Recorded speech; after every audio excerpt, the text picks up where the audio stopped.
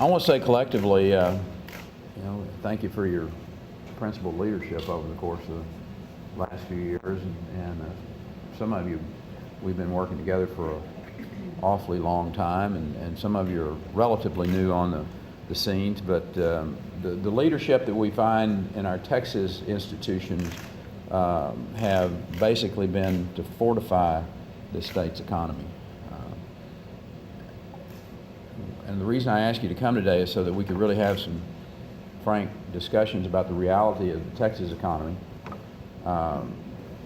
particularly in context of this kind of financial turmoil that we see our nation going through at present. I will tell you, as I've said over the last week, I'm very disappointed in what I saw in Washington, D.C. with the bailout, their bailout of corporate America.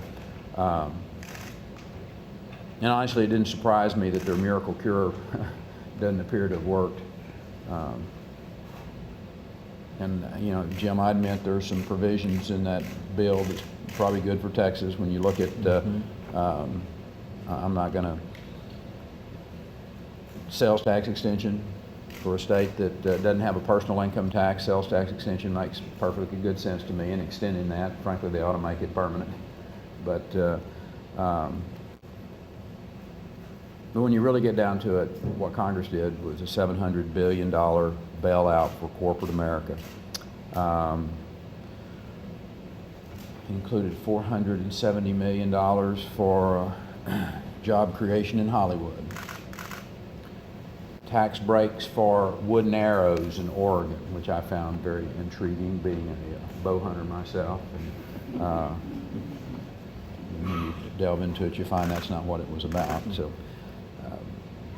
But regardless of what Washington does or does not fix, or to attempt to fix this long-term problem, I'm very pleased to say that our state's economy is better suited than just about any other state to weather this financial crisis. Our state's level of residential mortgage defaults is the best among the top 10 populated states in America. I believe that is due to a number of reasons, including the fact that Texans didn't get quite as caught up in runaway pricing of real estate. Our traditionally stronger guidelines for home equity borrowing and lending kept Texans from squandering their equity in ways that have plagued a lot of the other states. Reports that indicate our state's unemployment figures well below the national average. In fact, our statewide unemployment rate is 1%, actually it's 1.1% lower than the national average, and that's the biggest spread between where we are and the national average since 1984. Also, for comparison, our statewide unemployment rate is nearly 1.5% lower than the rate during the economic crunch that we went through in 2002 to 2003. At the same time, we continue to be the national leader in job creation. Nearly half the jobs created in the U.S., approximately 46% of the jobs created August to August, August 07 to August 08, were in Texas.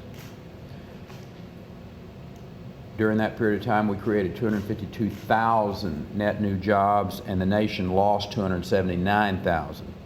In August, for instance, we gained 6,700 jobs. And there's no doubt in my mind that this growth springs from the entrepreneurial spirit that guides Texas business community.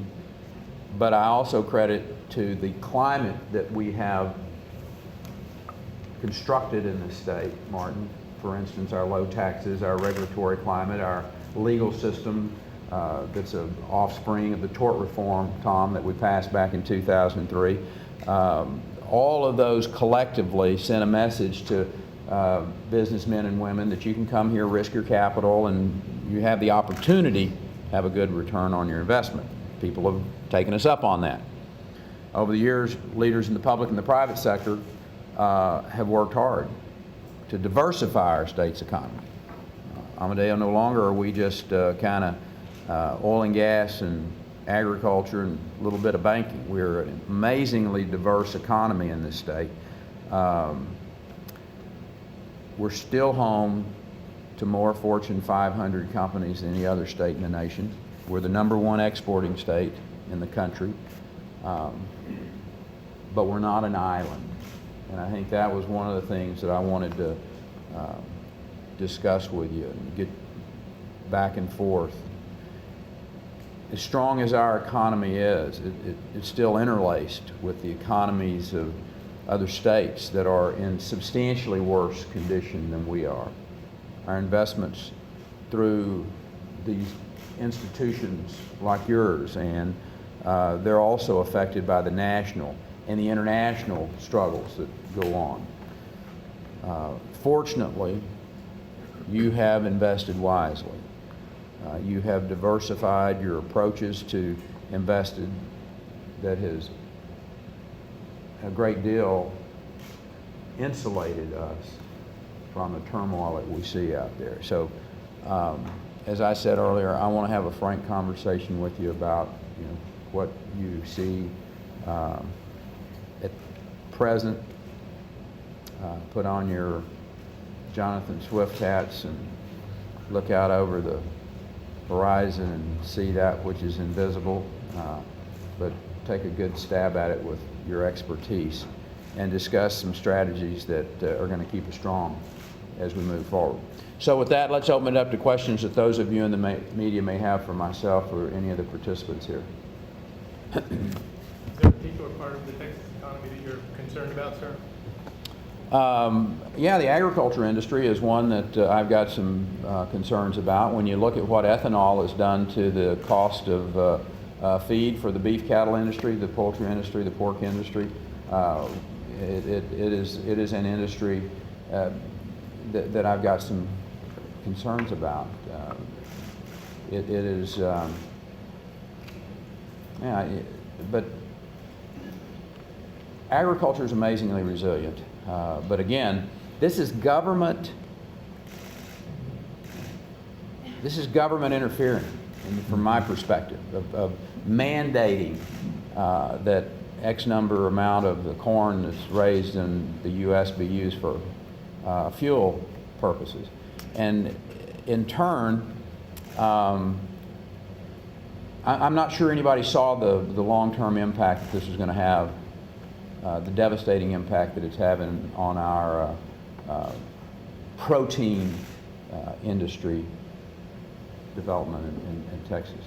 And off the subject, but it's kind of like a top 10% rule. Nobody saw the devastation that was going to occur when they put it in place almost a decade ago. And now we're seeing people understanding how it's really being detrimental to both these institutions of higher learning and a lot of Texas kids.